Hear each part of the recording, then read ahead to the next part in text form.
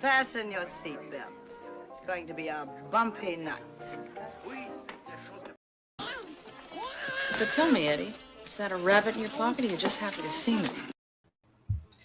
Hello, everyone. Welcome. It's hard to tell whenever Steve's going to be up. I told him I could send him the link if he wants.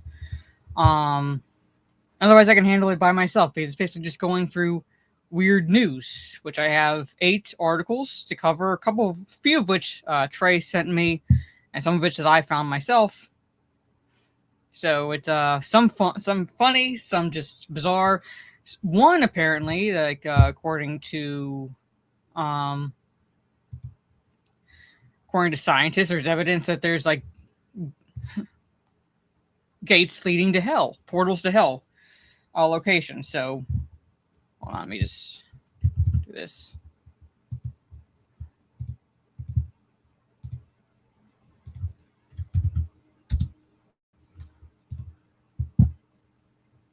So apparently there's like 5 locations that might be like you lead to hell on Earth. But anyway, like I said, I do this stream. If you're new to this channel, I do this stream about midweek, so that way we have a break from all the cringe. Mostly cringe in pop culture, basically. Like, you know, for example, and Mike Hill pointed out, I did see that. Yes, there is a new Gremlins movie and Goonies movie in the works. Why the fuck? I don't know. I'm not the biggest Goonies fan, but I love Gremlins, and I'm like, let them alone. Let it the fuck alone. I don't care if it's Chris Columbus is part of it or not. I don't fucking care. Let it alone. Like, Chris Columbus, are you that fucking hard up right now that you're going to put your sign yourself up for doing a reboot or remake or whatever you want to call it of Gremlins? Are you that fucking hard up right now? I mean, seriously. Fucking seriously. Goonies, I don't really care about. I've never, Goonies the movie itself is fine. I've never been the biggest Goonies fan, necessarily. It was I guess, charming family movie. Alright, but even then, it's like, don't touch it. Don't fucking touch it. Right? Are you that fucking hard up? Like, there's no new ideas in Hollywood. I'm pretty sure most storylines have been done. From books to movies and things like that. And when I say books to movies, I mean it's like books and certain plot points were were already done in books before they were done in movies. So I don't care about that. But at the same time, it's I'm pretty sure you can come up with new fucking ideas. Anyway, before I go into the topics we have, from the top I see Trey, what is up? Bradley Scott, hello, hello. Gravy D, hello, good to see you. Conroy, what is up? Trey Courtney, this is my kick. At some point, I messaged Calman. I'm waiting for him to respond. Because I'm thinking. Did he respond? No, he can respond. Because he said he was free all this week, and I said, well, I'm thinking Friday of trying my hand at Space Marine 2. So if I can do it early enough, because I do gaming streams as well as reading streams, most days. So if I can get started a gaming stream early enough, I want to try my hand at Space Marine 2. And I figured invite the one who helped me get it, basically. So, but he hasn't answered back, so maybe he maybe fell back to sleep. I don't know. I played a little bit of Call of Duty, and I forgot to look at the store to see if that's actually true.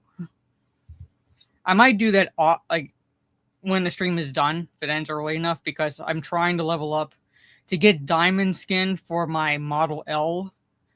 I need to gold. I need to get 4 more assault rifles to gold skin, so I'm leveling up my AK-74 right now.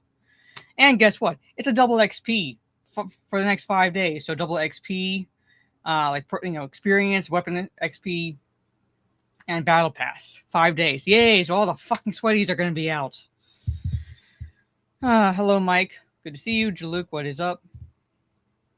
This is my Twitch. Yep. I dual stream on Kick and Twitch. There's never a break from the cringe. I'm just saying, like a little, like at least a little break in terms of, so I'm not going over the same shit as other people are talking about. Like I'm like, I'm not definitely done talking about the cringe because I have Talk Nerdy to Us that I do with my nerdy home, but at the same time, it's like I don't know how people can just talk about the negative shit that's happening in pop culture, like day in and day out. I don't know how they can fucking do it.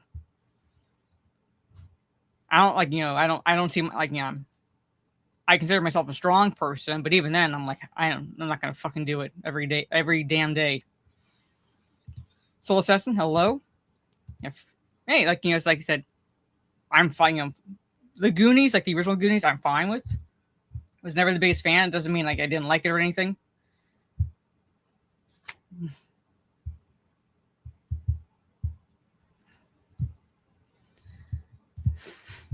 Doesn't mean like I hate it. I was never the biggest fan.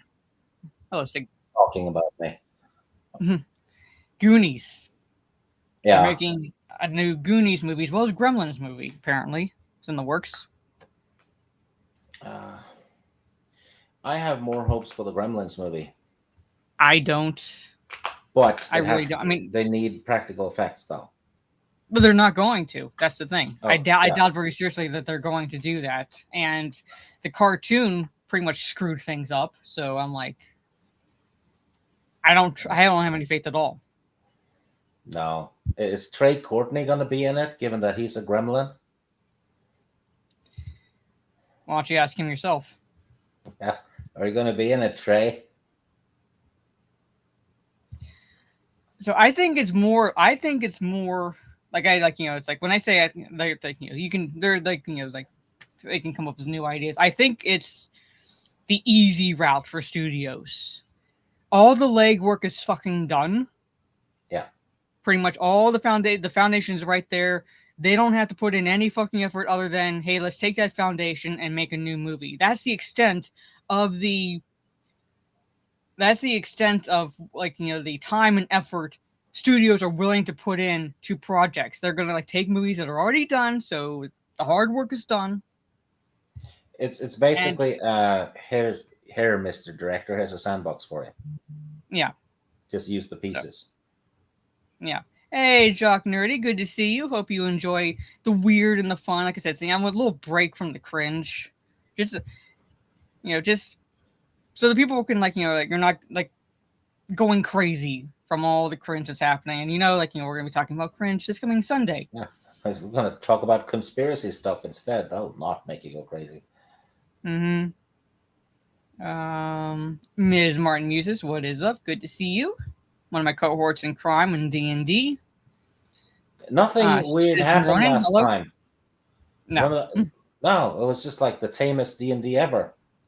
Well, yeah, because basically it was just hiring people to work within the compounds of our keep.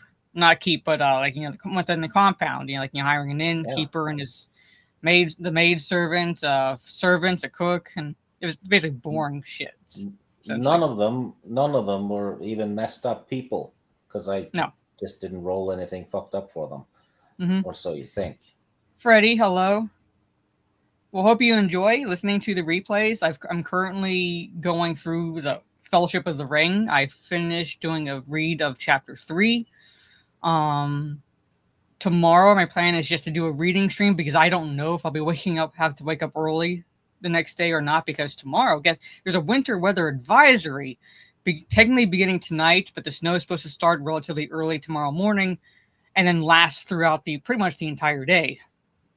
We're supposed to get 1 to 3 inches, so I don't even know if I'm going to be able to do what I intend to do Fridays, which means I don't know if I'm going to be able to go out. So I'm just going to do a reading stream just to play it safe, because I won't be able to stay up just in case. Citizen hello, Azure. Right. The D&D sessions aren't the same without the ball gags. I don't know if everyone in the chat knows this, but there was alien anal probing one time. Oh yeah, you're fucking proud of yourself there, aren't you? Hell yes, I was proud of myself. So, it was an urban legend-ish thing too, so it fit. Nobody could. Right. There's several reasons why we don't stream the D&D campaigns. I'm not like purposely calling you out for this comment, but there's like reasons we don't live stream the D&D campaigns. However, if any of you all in the chat think that women can't be just as fucked up as men, I've not seen our campaigns. You know, I've been a DM probably 600 times or something, mostly for guys, but to be fair, women do just as much fucked up stuff as guys do. Yeah. So. Well, my group anyway. Oh yeah, at least for one of my characters, the candle incident will like remain in infamy. Yeah. Yeah, I was saying literally Soul says like the candle. So. But anyway, no, but so basically what I'll do is I'll recap the campaigns, or at least the day of campaigns, for the chats the next day, because not everyone's comfortable with live streaming. Live streaming the campaigns. 2, we'd have to keep stopping periodically to either answer questions, super chats, or to remind people that we are playing characters. So if the character is, shall we say, racist, we ourselves are not racist, basically. So we'd have to stop to keep reminding chat for new people coming in and things like that. And then thirdly, chat tends to metagame. Yeah, the chat will give all kinds of advice. Hey, you have that spell, blah blah blah. Use that, and then the players has forgotten the spell, right? So yeah, so it basically puts the game on easy. Yeah, so basically we are playing the characters, and if we're forgetting certain things about our characters, that's metagaming. Like the chat will remind. You'll think they're being helpful, but you're in fact not exactly. Like you're like so. Yeah. So that's one of the reasons like why we do not stream the D&D campaigns. But I do regale you with the fucked up situations the next day during one of my other streams. Hello, Darrell. I'm gonna admit that sometimes I put stuff in there because I know you have to tell it, and I'm thinking there's no way Mara's gonna come off good having to tell this on a stream. And no. Conroy has a good point. He says Stig must be a hairdresser or qualified by now. Here's the thing. Yeah. When they play D&D and the characters go shopping for clothes, that's when it takes a little bit more time. Hey, Mike. And I know what a day dress is now. Yes, we had explained to him the difference between a day dress and a night, and like the fact that there are day dresses and evening dresses. Yeah, I didn't know that. Yes. However, like I said, us women can be just as fucked up as men. Actually, more vindictive. Oh yes. At some point, we will have to find times so we can do a stream to kind of to tell the chat some of the things that maybe I've forgotten to mention, or things people that don't know about on campaigns that we've done. So because speaking of vindictive, Ms. Marmuse, just because you're in the chat, we killed a guy because he sold us rancid meat, and Ms. Martin's character got sick. So basically, that was purely the motive why we killed a man. Pure vindictiveness. Yeah, mainly on her part, but yeah, that was the reason why. So basically, and also I would say once we get back to the D&D campaign that we're playing now, my character is going to kill a dwarf out of vindictiveness as well. Yeah, so that I think the dwarf is a criminal. So Teresa was talking about doing a D&D stream and kind of D&D story stream, and also talk about how it works a little bit, yeah, and stuff. But anyway, we have 8 articles, so I figure if you want to roll a die, to see which one to go left to right, so 1 through 8. Okay. 7. Okay, 1, 2, 6, 7. This one of the articles Trey sent me. Hey, some Norwegian guy says just rewatched Lord of the Rings trilogy. Fantastic movies. Yes. Yeah, it's the passing of time. It's really confusing, especially at the beginning. Well, yeah, I mean, like, you can't exactly. I get that. I don't exactly fault them because unless they put text down at the bottom, 17 years has passed, things like that. Unless you've read the books, you're not gonna like exactly know the length of time that's passed. So, I kind of get that. It's not easy to convey without something textual down at the bottom of the screen. Yeah, a little compilation showing seasons past, I guess. But then, Come on. Thank you. I hate why you shouldn't hide from the cops in the chimney. So I do not read these articles ahead of time. So the reaction I have basically is,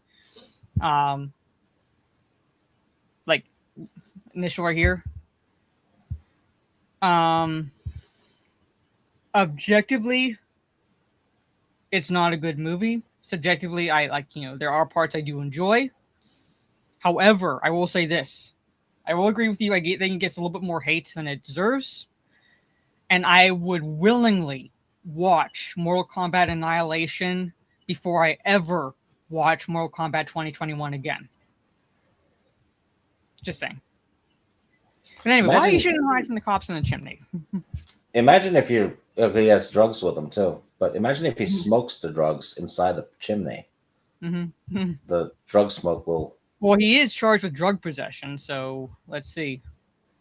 'Tis the season for people doing stupid stuff, or at least stupider stuff than usual, which brings us the tale of a man in Fall River, Massachusetts, trying to creatively evade police. As WCVB reports, police were trying to execute a search warrant at a home there when two men escaped to the roof. The police department puts it thusly with a cheeky nod to Santa Claus. One man invoked the essence of the seasonal icon and attempted to hide inside of a chimney. He quickly became stuck in the chimney and required the assistance of the very detectives he was previously fleeing. Due to his Santa antics, Langley, I don't know, was transported to a local hospital out of precaution and was medically cleared. What he wasn't cleared of, charges of possession of Class A drugs, possession of Class B drugs, and a slew of charges from outstanding warrants. People report that the other man escaped by jumping off the roof onto a car and fleeing the scene. A third person was not so lucky, also present and arrested with less theatrics on charges of possession of Class A and B drugs was 32-year-old Tanisha eBay, says police. Yeah, so he got stuck. Tried to be clever, and he got stuck. Probably a big fellow, because it looks like that chimney is actually quite a bit roomy. No. Possibly. Like I said, like he probably was too big to fit up the roof chimney. And even then, it's like, I don't know what he expected. It's like, it's one thing to slide down. It's one thing to slide down a chimney. It's another thing to try to climb back up. Yeah, and then let's say he makes it up. He makes it to the roof. Then what? Yeah. There's probably no ladder. His plan went up in smoke. Yeah. Yeah, I needed to pipe down. Yeah, so basically, where would we be without dumb criminals, basically? So, yeah, a dumb criminal article, ladies and gentlemen. So, 33-year-old man who's going to be charged with drug possession. Well, he's going to be charged with resisting arrest and plus the cops actually did a drug sweep, didn't they? Mm-hmm. Yeah. Mm-hmm. Yeah. His pride hurts. Yeah. His pride's little hurts. All right, 7 articles left. Yeah. Number 7 again. Okay, well, despite this, I'm still wanting to visit this country. But a bigger, more venomous species of funnel web spider was discovered in Australia. The man who found the species recommends giving them a wide berth as they, quote, give copious amounts of venom. Okay, nothing that small should have that many legs. But I still want to visit the country. The spider can be found wandering in a garage or bedroom. A larger and more venomous species of one of the world's deadliest spiders has been confirmed by Australian scientists. Nicknamed Big Boy, it can grow up to 9 centimeters, which is a little over 3.5 inches, compared with 5 centimeters, or nearly 2 inches, for the more common Sydney funnel web. So almost double the size. Great. This particular spider is a lot larger, its venom glands are a lot larger, and its fangs are a lot longer, said spider expert Kane Christensen. Sydney funnel webs are known for their fast-acting and highly toxic venom, but luckily the same anti-venom is effective on bites from the new species. Mr. Christensen first discovered Big Boy in the early 2000s near Newcastle, 105 miles north of Sydney, and has been officially named Atrax Christenseni in his honor. So there is Big Boy. Sometimes you might find them in a garage or in a bedroom or somewhere in the house where they might have wandered in during the night. I would not recommend touching them, that's for sure. They do give copious amounts of venom. I would burn the house down. It's like one of those like funny like Instagram reels basically where like you see something and then like you just like nope, you pack all your belongings, you leave, and it's like it's your house now. That's what I would do. And Mazza goes barefoot. Yeah, he lives in Queensland and he goes barefoot. Yeah. So like I said, I still want to visit Australia. But like now, you got this. They are found in eastern Australia within around 100 miles of the city and are most active from November to April when the more deadly male ventures out at night looking for mates. 13 deaths linked to funnel webs have been recorded according to the Australian Museum, but none since antivenom was developed in 1981. So yeah, so basically, just stay away from the eastern side of the country. And stay close to where they have anti-venom. Yeah. And get a lot of raid and shit like that for the house. Because nope. Well, speaking of emus, I have an article with an emu in it. That's pronounced emu. With an article with an emu in it.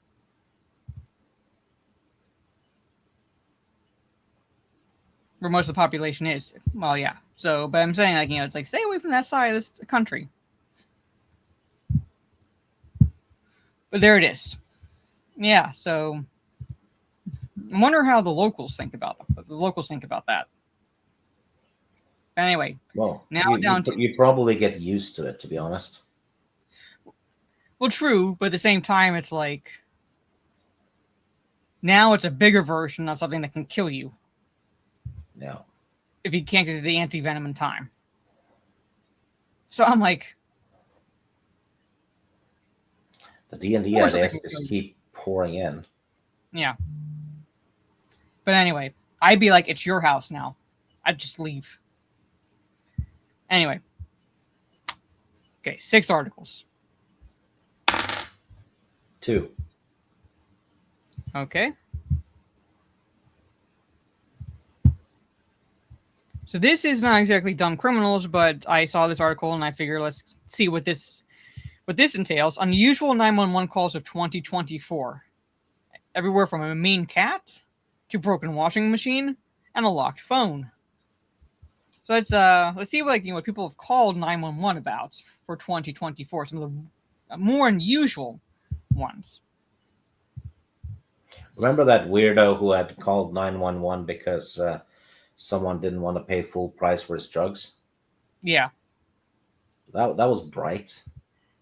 Stieg rolls a die to see, basically it's so random to see what article we go into. So he'll roll basically since there were 6 articles left, he'd roll a d6.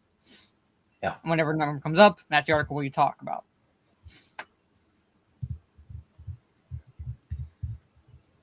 Close this. Okay, police in Saskatchewan, Canada released a list of the top 10 reasons not to call 911 based on incidents from 2024, including a person who didn't want to clean their room and a resident's mean cat.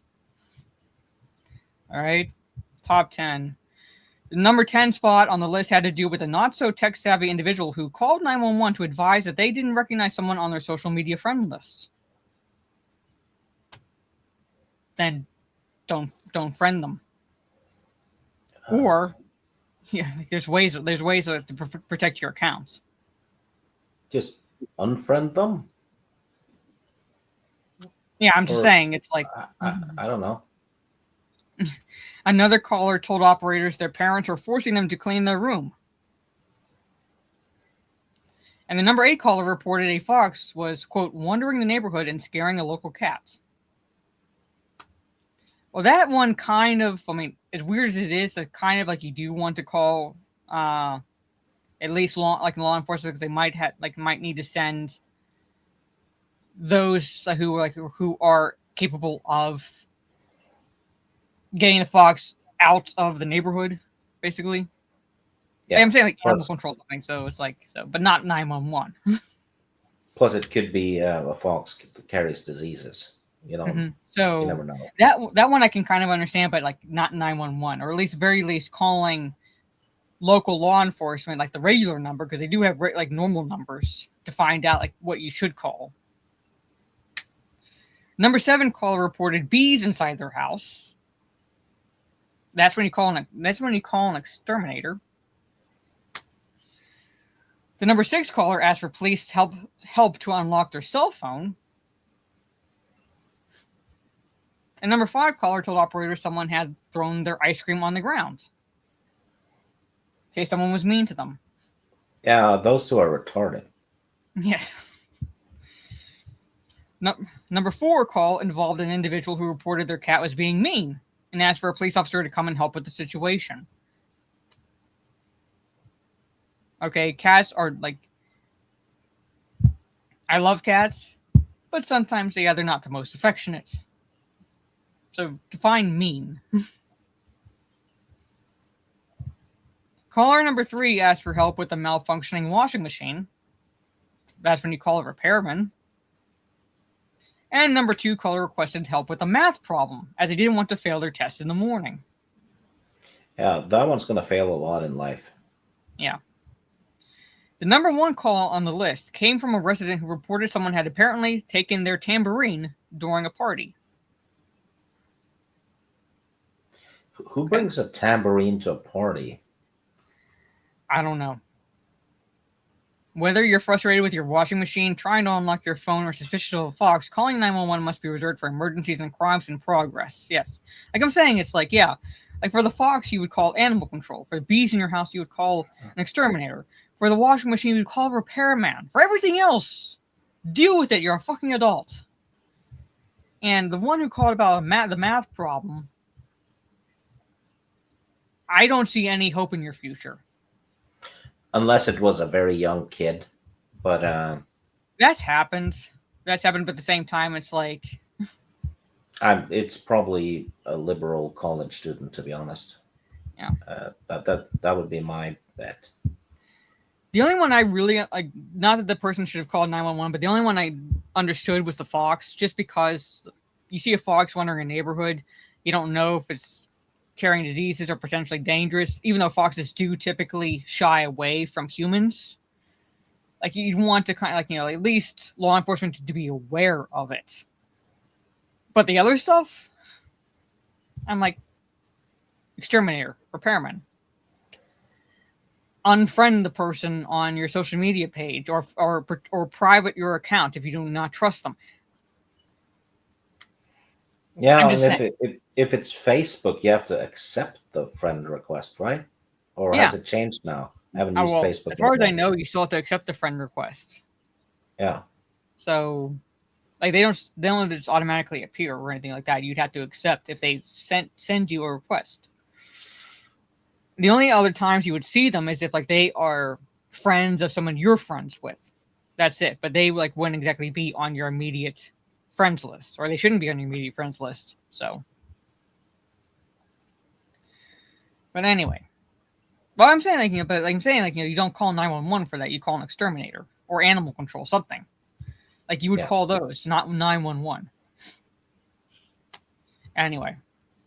Well, it depends on the size. human-sized one, so maybe.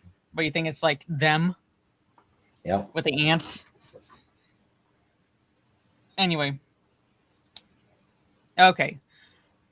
5 more articles left. I'll call Trey. 3. Well, Trey, they couldn't smoke out the bees because there was a guy in the chimney. Pay attention. I've worried about that too.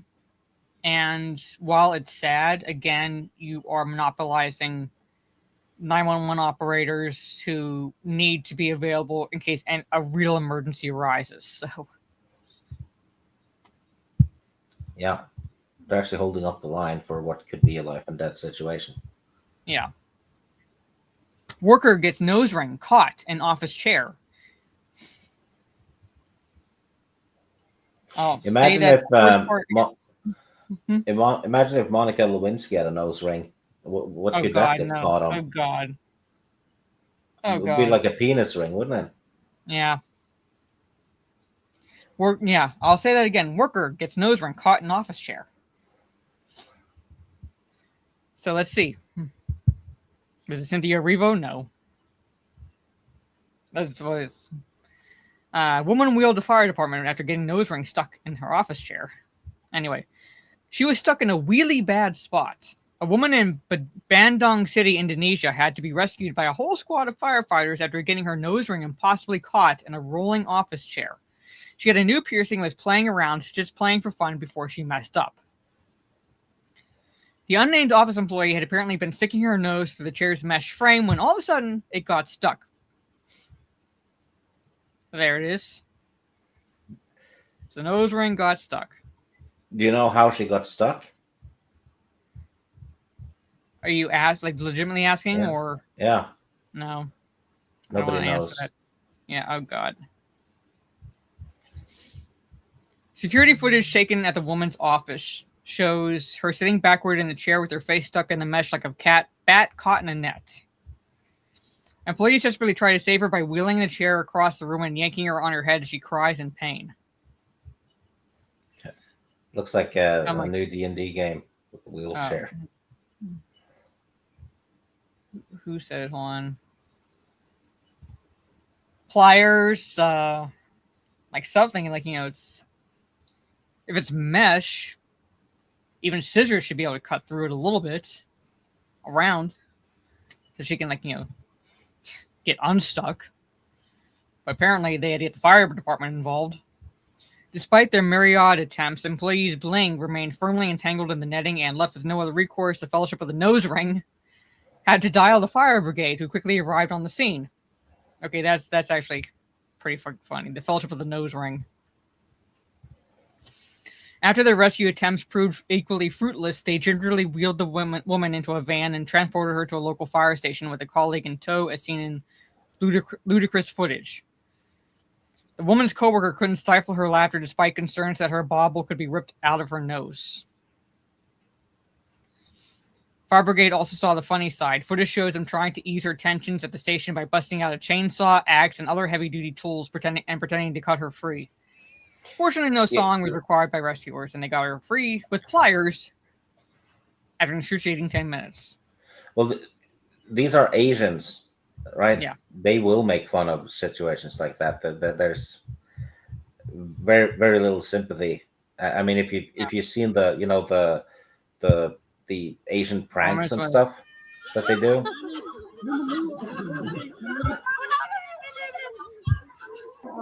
Yeah, there's no emotional support happening.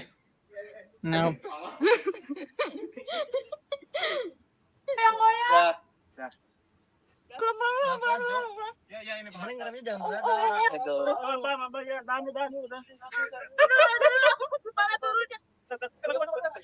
You hear the coworker laughing.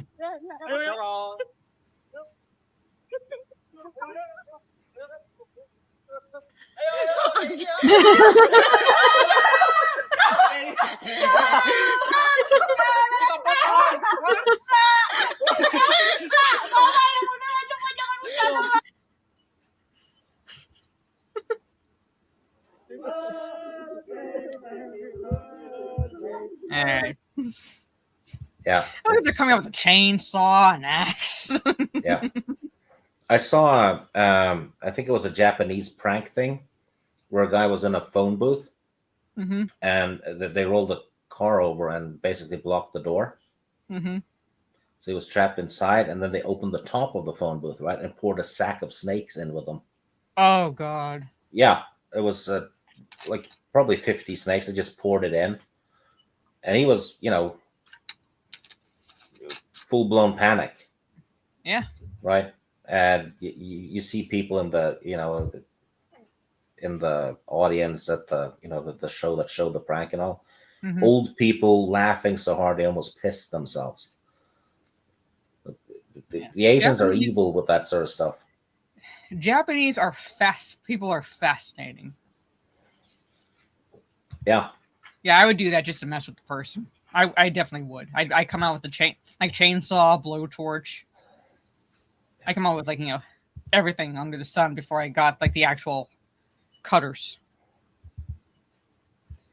They likely did. They likely did. Yes, they did. They dropped them in a pit with snakes. All right, so 4 more articles left. Yep. Hey, Sam. I think Asians in general have an odd sense of humor. Like, most of the weird shit comes from that side of the world. So, or that part of the world, I should say. Yeah, there's like a barrier that's not there with the Asians. Because a little bit. If we do a prank, right, we will think about, hey, this, might be too far. Might scare the person shitless. Well, an Asian go, yeah, this will scare a person shitless. Great, let's do it. Pretty much. Yeah. Number 4. All right. Well, this article ponders if there are actual places like gateways to hell. Yeah, there is. There's a place in Norway named Hell. There's a place in Turkey named Hell, too. Yeah. Are these 5 real places the gates to hell? Scientists offer evidence of portals to purgatory and beyond. Well, social media is proof of that. So hell on Earth might just not be an exaggeration. Scattered around the globe are various locations that scientists believe could be entrances to the underworld, ranging from a volcanic hellhole in Iceland to an underwater cave filled with victims of human sacrifice.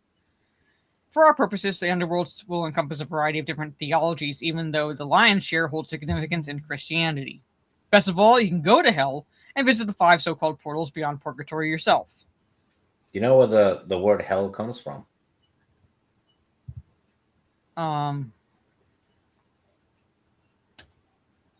It's Norse mythology. Yeah. The female keeper of the underworld. Because in Greek, it's Hades, and even then, it's not considered hell because no matter how good you were or bad, it didn't matter. You all ended up in the same place. Yeah. So when people were screaming "Go to hell" back in the old Viking age, they were basically telling the person to die. Mm-hmm. Hey, Nomsky. Well, it's big enough to get caught.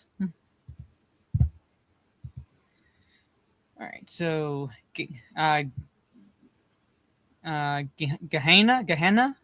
Yeah, Gehenna.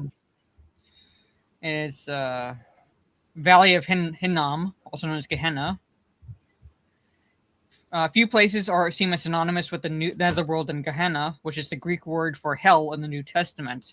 The locale, whose name is derived from the Hebrew Gehenna, meaning Valley of Hinnom, was a real valley outside of the walls of Old Jerusalem, where ancient Israelites would burn children in sacrifice to the Ammonite god Moloch. Yeah, which is actually Gehenna is also tied to end of the world myths, in which a lot of cults make use of. You see it in TV shows and stuff as well. Yeah. But and the Moloch stuff is a little bit in the media now. The child sacrifice thing. Yeah. Not to get political, but conspiracy theories are all over the Moloch thing. I can see that. Because a statue was visible of him. at a certain place where people gather. In fact, the image of immolating bodies inspired the concept of hellfire in Jewish and Christian theology. This manner of corpse disposal could have contributed to the place's hellish connotations. All right, so I'm not gonna read everything. Hieropolis. Hieropolis is a portal to the afterlife in both the figurative and literal sense, in that it can actually kill people who enter. Located in modern-day Turkey, the ancient Greek metropolis has a passageway that leads into a cave-like grotto in an open arena. Priests would carry sacrificial animals down through the door, known as Pluto's Gate, whereupon the beast would die. The space is filled with a cloudy and dark vapor, so dense that the bottom can scarcely be discerned. Animals which enter die instantly. Even ghouls, when brought within it, fall down and are taken out dead. We have ourselves thrown in sparrows, which immediately fell down lifeless. So most likely it's poisonous gas in there. Yeah, it says carbon dioxide vapors can kill birds and other small animals. So basically, carbon dioxide gas. Yeah. Or gaseous vapors. So basically turned it into a gas chamber. Yeah, and then, people added more to it. Hey, abomination. Yeah. Hekla. Those driving the gravel road to this Icelandic volcano venture on the highway to hell. Medieval Christians claim that the snow-capped mountain, which stands nearly 4,900 feet, is one of the gates to the Netherrealm. The Icelandic word Hekla refers to a short hooded cloak, which could reflect the spooky clouds that perpetually shroud its summit. It's also a word for a type of knitting. People's fears were seemingly confirmed in the year 1104 when Hekla erupted with the volcanic explosivity index of 5, the same rating as Mount St. Helens' deadly 1980 eruption. The 11th century explosion was so bombastic, actually it would be 12th century because that's 1100, so it would be 12th century, not 11th century, was so bombastic that more than half of Iceland was pummeled by rock and ash. In 1180, a Cistercian monk named Herbert de Clairvaux, declared Hekla more deadly than Mount Etna in Italy. It probably is, but it's further from large populations. They have maybe subnautical eruptions due to the tectonic plates happening near Iceland, and we can. Oh, I know it. They do because we smell it all the way over here. Hey, guy in his room. A few summers ago, the whole area smelled of sulfur, which is basically rotten eggs, due to one of those little. I hate that smell. Eruptions in the Atlantic. Yeah. Acton Tunichil Magnal, if I'm pronouncing that correctly. The road to perdition isn't restricted to the old world. Case in point, Belize's Acton Tunichil Magnal, literally the cave of the stone sepulchre, which extends more than 3 miles underground. While that might seem underworldly enough on its own, the subterranean labyrinth is riddled with the remains of children as young as 4, some of whom have calcified like props in an Indiana Jones movie. Archaeologists believe that the cenote, or pit, was revered as an entrance to Xibalba, the heavy metal version of hell in Mayan theology, according to photos. Or not sure who that is. The after-living quarters were described as a terrifying labyrinth filled with rivers of blood and scorpions, with demonic beings lurking around every corner. The descendants, meanwhile, were thought to have been sacrificed during the 10th century at a time when apocalyptic natural disasters such as droughts were accelerating the decline of the Mayan Empire. They believed they could appease Xibalba's rulers so they could cease the dry spells. So, yeah. So, sacrifice. There it is. There's one skeleton. So calcified. That one actually sounds legit because they did that. Yeah, a group of people did sacrifice. St. Patrick's Purgatory. Now called Station Island, the iconic pilgrimage site in northwest Ireland was once considered the edge of the known world. According to a Latin text written circa 1184, Christ showed St. Patrick this pit to purgatory so he could use it as a cautionary tale to convince the stubborn Irish to convert. Anyone who descended into this hellhole of fire and demons would witness the consequences of shunning Christianity firsthand. The accounts of St. Patrick's purgatory differ, but it was reportedly a modest-sized cave where smoke was traditionally inhaled to facilitate a spiritual awakening. So a drug-induced state. Could you scroll up to the picture of it? This. I used that one in the D&D game. Remember that? Loch Ness. Oh, yeah. Just put it there. Yeah, so this is St. Patrick Purgatory Church in Donegal. The story was instrumental in shifting Western European perceptions of purgatory, transforming it from a mere idea into a real physical location. So basically, yeah. So the speculation, like these 5 places. Yeah, I don't think the purgatory and beyond. Yeah, a couple of them have reasonable explanations, but you never know. Yeah, I think there's even a show called Portals to Hell. So I'm not just saying like these are the only 5 locations, or that you like believe them. And I think if it's still on, I think it was Jack Osborne who was one of the hosts of that show, Portals to Hell, Ozzy Osbourne's son. Because he did some like paranormal shows for a while. I don't know if like I said, I don't know if the series is still running, but I think it was called Portals to Hell, and Jack Osborne was part of it. So, yeah, pretty much. Oh, there's definitely haunted highways. There's stories about haunted highways. Yeah, loads of them. All right, now we're down to 3 articles. Number 2.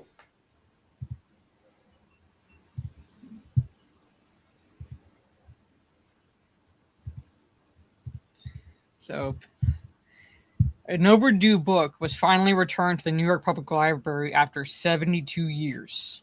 It was a really long book. It took a while to get through it, okay? Yeah. Anyway, in the book... ads. I hate when it Game does of Thrones book 6. Took all right, so it's a copy of Igor Stravinsky's 1936 autobiography, 72 years after it was last checked out. So it must have been that boring that it took 72 years to get through Igor Stravinsky's autobiography. Bill Parrott, director of the Stavros, I'm not even going to try to pronounce this word, Foundation Library, said he received a call a few days before Christmas from the library's Fifth Avenue branch. The situation turned out to be the return of a book that had been checked out April 4th, 1952, that had been due back 2 weeks later. We routinely get stuff returned all the time from the 80s or the 90s, but rarely stuff from the mid-century. Parrott said the book, Igor Stravinsky's autobiography, was returned by a man who explained his mother had checked it out from the library's Woodstock branch in the Bronx while she was studying music at Hunter College. The woman never got around to returning the book and even went out on to work at a New York Public Library location in the Bronx. So not only did she not return the book, she worked at a public library for a time. Parrott said the book will not be returned to circulation, but will instead be kept for the curiosity and engaging story. All right. So yeah, so 72 years. I understand, like, like forgetting to return a book, like getting out of sight, out of mind situation, because it's happened to me. Where it's like, it's like I don't, like I said, if it's out of sight, it's out of mind, and then I'll see it and go, oh shit, I meant to return that. Like, 72. Or maybe years. you move, and it just gets left. Well, I'm saying it gets lost in the shuffle, and like I said, you don't. If you for me, it's like if I'm not looking at it, it's like out of my mind, basically. So I'm not thinking about it. Yeah. 72 years, and she even worked at a public library in that area. So it's not like she had moved. right away. I'm wondering what that fee was 72 after 72 years. Yeah, I think it mentioned that at the end that there would be no fee. Yeah, no, I'm saying it's like if the fee, what would the compounded interest be essentially? So if they were, I'm not saying they would have made the person pay, because like this sounds like the woman's son turned it in. But at the same time, it's like I'm just wondering what it would have been, like what the compounded interest on the late fee would have been, and what the total would be like now. 72 years of late fees. So yeah. I just felt like, again, it's like, for me, it's like, I understand. So. You know what would be fun? If Ripley from Aliens had borrowed a book, and then when she gets back to, Earth in Aliens. Oh, like, right? Welcome home. Like, yeah. Here's, the books. Here's the late fees. Yeah. Well, shit. 800,000. Yeah. So, yes, actually, I did. But I'm saying, it's.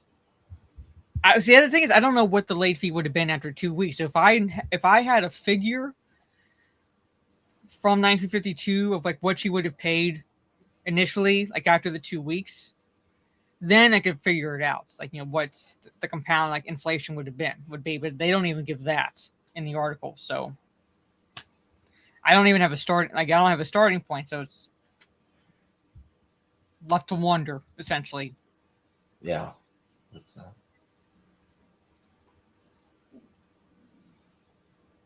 In a blockbuster case, well, it happens. So Assassin has a D&D idea. Oh.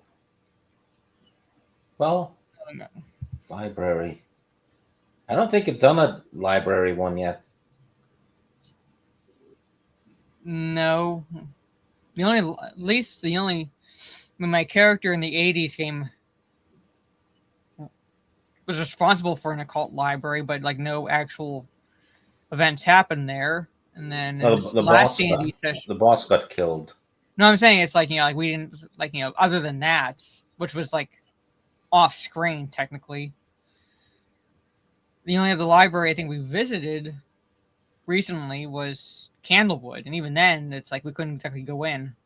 So, or at the very least, we were just hanging around while someone else did the research for us. So, yeah, I've neglected libraries. Yeah. But anyway, 2 articles left. Number 1. There's 1 blockbuster left in Colorado. Wow. Number 1, okay. I hate these damn ads.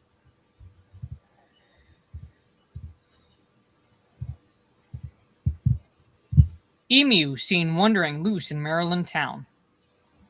So I remember, someone brought up emus earlier in the chat. I said, well, I have an article about an emu in Maryland. So residents of a Maryland community kicked off the new year with an unexpected special guest, an escaped emu.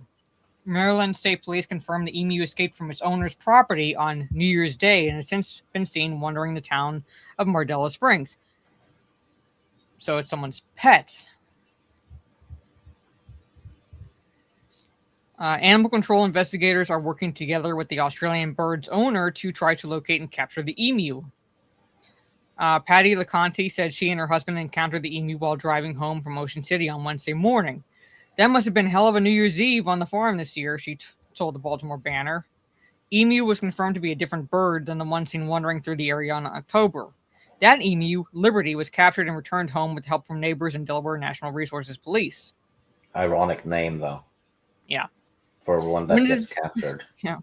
Witnesses who spot the loose emu are being urged to keep a safe distance and report sightings to the animal control. Yeah, because emus are they'll fuck you up. Yeah. Do they eat them? Emus? Are they edible or? But you'd have to ask I don't think so. I don't think so. But then the Australians would be the ones to know. So this one here is a pet. Yeah. Any fucking worse. So if you see an emu, let them know. The Great American Emu Wars, yeah. I'm saying it's like these last two are like people's pets. Some like in America.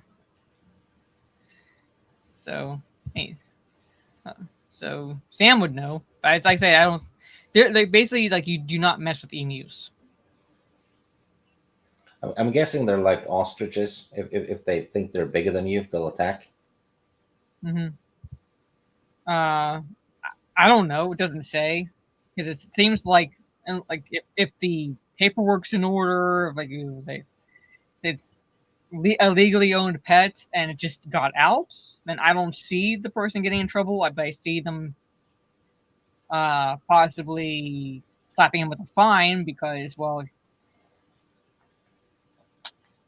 this is not like a dog or cat getting out.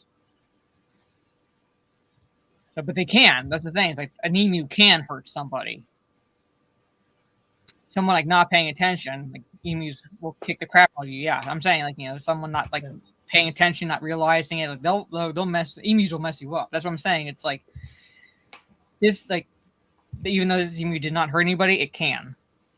Yeah. Imagine if you have a broken leg or something, or you're in a wheelchair or a bad back, emu attacks you're in trouble. Yeah. So, from what I haven't seen any update to that, so I don't know. I'm see if it says there's an update. And that's still like January 3rd, and I have not seen. Normally, got the same article. They'll say have an updated section, and there's no update. So, I have no idea if the emu was found or not. Last article, ladies and gentlemen. Mostly they just steal food. I'm just like, it's like, oh, cassowaries. Ooh. Those birds are just evil looking. Anyway, last article. Wildest items left behind on buses. So we had like, the kind of like the most unusual 911 calls of 2024. This one is the wildest items left behind on buses. From a fridge to canoes. Yeah, Trey, canoes. They look like the devil's pets. That's what I said. Like, they look evil. Yeah, I'm actually looking at them now. And I still want to visit your country. You have cassowaries that look like they would, like they look like they want to kill you. Yeah. Then you have the spiders. Holy shit! The funnel web spider is a bigger version of the funnel web spider. That's more venomous. But I still want to visit your country. This is definitely, a descendant of the Velociraptor, right? Yeah. So. So basically, these are some of the strangest items left behind on buses last year, from a canoe and a shoulder massager to a fridge and a set of false teeth. Brighton and Hove buses, which operates across Sussex, Surrey, and Kent, has revealed which possessions passengers left on board their buses in 2024, and some are far from what you might expect. While most of the 13,000 forgotten items were wallets, keys, glasses, and phones, the lost property team also came across a canoe, a wardrobe, and even an entire fridge. Other surprisingly large items found on board the company's buses included a tent, a microwave, a grass trimmer, a pool cue, and an electric oven. Meanwhile, smaller but equally unusual items included a set of false teeth, a frying pan, a shoulder massager, a stethoscope, a canvas depicting the 10 Commandments, a box of hairnets, a rude drawing, and a purple dumbbell. I want to see that rude drawing. That's what I want to see, that rude drawing. I can see how this happens if you're taking the bus every day, right? And, if you're carrying one of those big things, which you'll put it at the back of the bus. Yeah. And you won't think about it because you're on autopilot in a way. If you've taken the bus ride, True, every day, but all year. then how do you like? I understand like maybe like not thinking and like getting off the bus and realizing, oh shit, later on, but like why don't you go back for it? Because they'll have places where you can get it. And Yeah, you'd someone would ask, "Hey, where's the fridge?" yes, I was like, And you'd have to retrace your steps. yes. This reminds me of a story when I was like still doing judo. There was a guy who was doing judo with his sons, and one of his sons was in like the school band, and he played the tuba, and left the tuba on one of the school bus. And so this dad is telling us a story, and he's like, how do you not realize you're not carrying a tuba? One of my teachers How do you get off back the in the bus and day, not realize like he it's not like a forgot his clarinet where wife. like you could leave the case there? Mm-hmm. He forgot his wife in another city. Oh, that's happened. Yeah, this happened. 2 hour drive one way, and he before came home, and his wife was calling, rather pissed. yes. Well, see, like that's like a backpack basically, where it's like, oops, yeah. But The like the same tuba, it's like it's not like a clarinet where it's like you have a small like the small case, like you like might forget it, things like that. But a tuba, Yeah. That same teacher I had, he drove to the grocery store, did the shopping, walked home with the groceries, noticed his car wasn't there, called the cops, said someone had stolen his car. Same guy. yes. Sharp as a razor, actually. But you wouldn't think it from that. But probably a distracted brain, right? Yeah. There was also a gold purse containing a single Pokemon card, a brass rabbit encrusted with gems, a phone charging panda, and an urn containing ashes.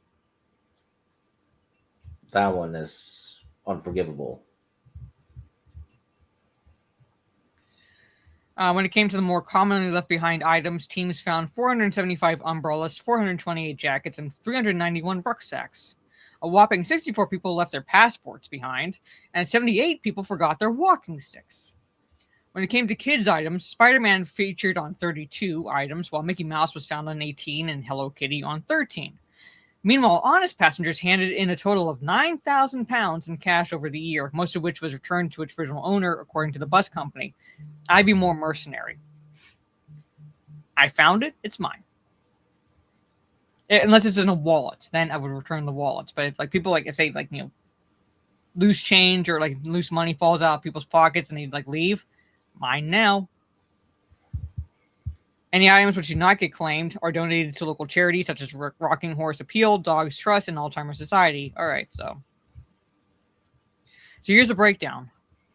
Total wallets and purses 1,273, keys 1,205, glasses 1,203, phones 680, hats 585, umbrellas 475, bottles and flasks 467, jackets 428, rucksacks 391, books 347, beanies 331, caps 322, headphones 235, scarves and shawls 234. Sunglasses 224. A lot of this shit's getting left behind. How like sunglasses, like you put them on your head. How do you forget them? Cables charges 206. How are you like? Why is a cable out of your bag or your pocket or purse or whatever? Like there's no chargers on the fucking buses. Why are they out?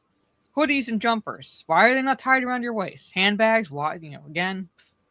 Walking sticks 78. Soft toys. Okay. Yeah, probably stuffed animals or whatever. Yeah. So. There it is. How come so many people wear hats, though? You never see people wear hats anymore. Why are there so many bus people using hats all of a sudden? I don't know. So I've never seen plugs on our buses, but then again, it's been a while since I've taken public transportation, like a long while. So I'm like saying, like, even then, it's plugged in to the outlet and it's connected to your phone. So it's like you would have to actively disconnect it from your phone. So you would your mind would be on it. How do you fucking leave it? Are buses bad over there? Lots I of don't know. weirdos on buses or something? When I was taking them in college, it was 50-50 depending on what area. But I don't know when. I don't know recently. I always So. liked taking the bus because you sit there and relax and look out the window. And we didn't have too many weirdos. Well, it also depended on the time of day. Yeah, So, that would probably be a factor. But anyway, yeah, that's it. That's the last article I have, ladies and gentlemen. So I figured talk some fun, talk some weird. It's a break, a little bit of a break from the cringe and pop culture, and that's it. Yeah, most people just keep to themselves, but depending on the time of day, like you will get weirdos. Sometimes gravy. Anyway.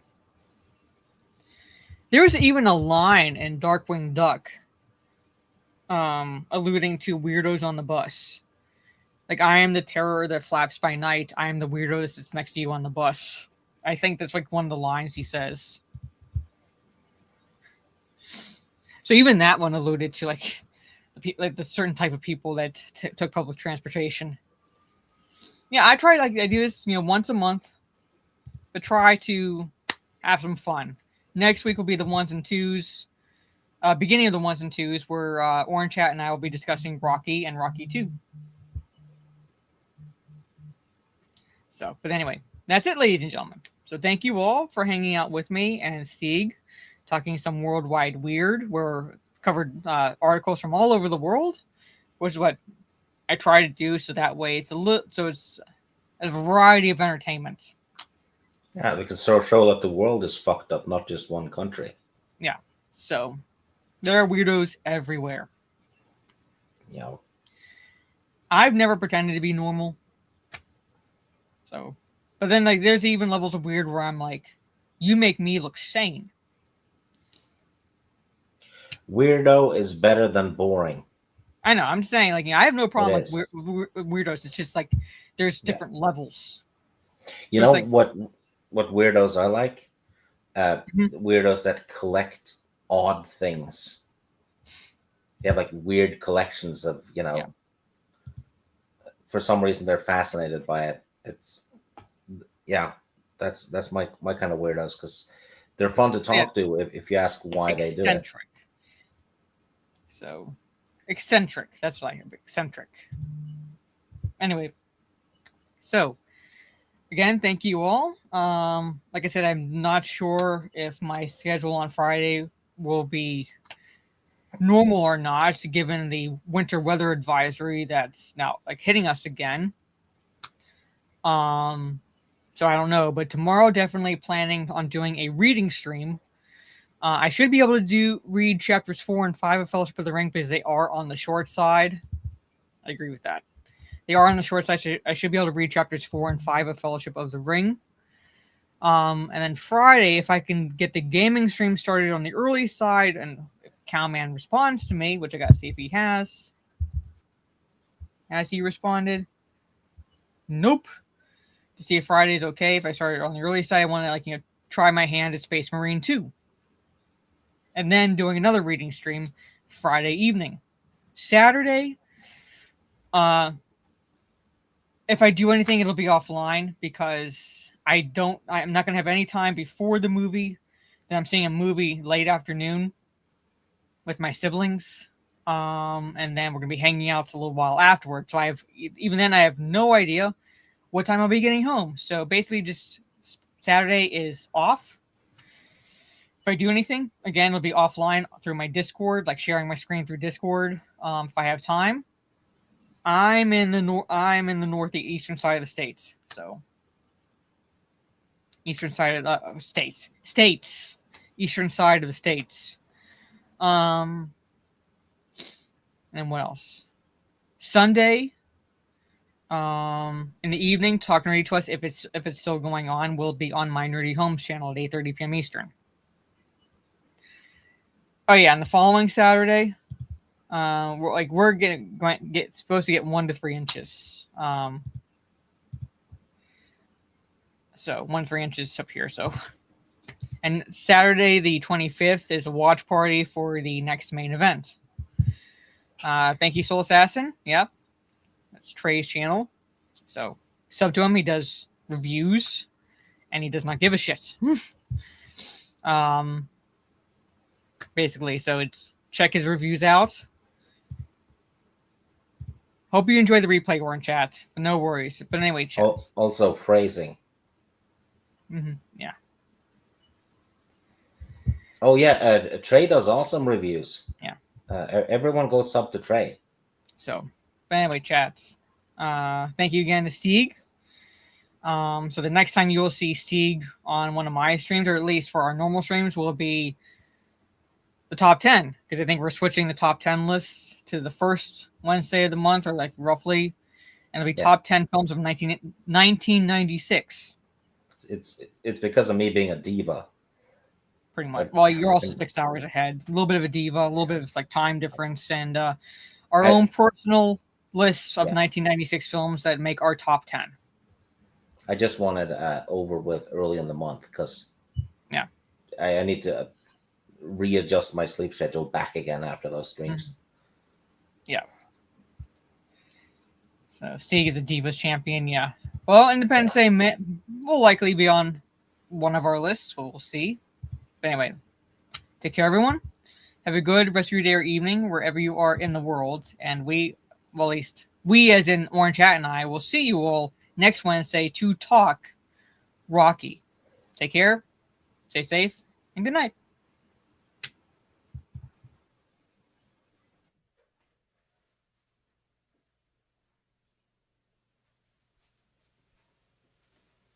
You're still here?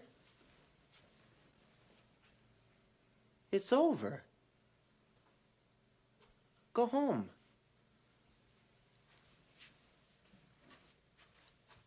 Go.